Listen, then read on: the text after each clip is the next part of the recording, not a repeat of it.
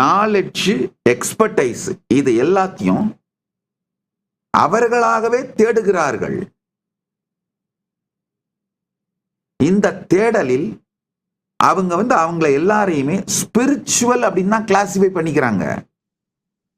அந்த ஸ்பிரிச்சுவாலிட்டியை கொடுக்கிற ரிலீஜியனை அக்செப்ட் பண்ணிக்கிறாங்க.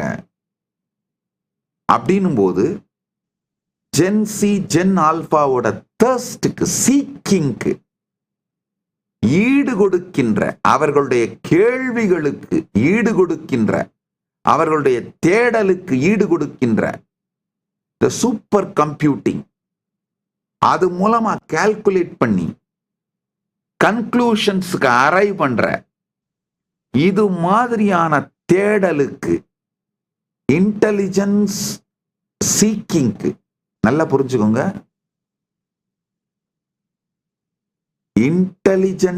இன்டெலிஜென்ஸை சரண்டர் பண்றதுக்கு ஜென்சி, ஜென் ஆல்பா தயாரா இல்ல, இன்டெலிஜென்ட்டா சரண்டர் பண்றதுக்கு தயாரா இருக்காங்க. நல்லா புரிஞ்சுக்கோங்க.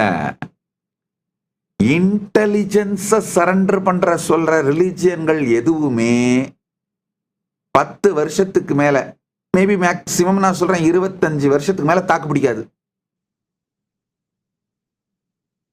இன்டெலிஜென்ட்டா சரண்டர் பண்ண சொல்ற ட்ரெடிஷன்ஸ் மட்டும்தான் தாக்கு பிடிக்க போகுது.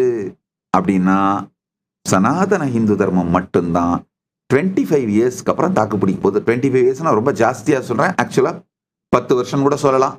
ஏன்னா the way the AI is growing, taking us to the next level, every day the way the breakthroughs are happening.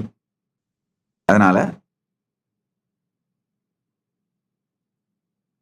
60% of the Gen Z believes in reincarnation.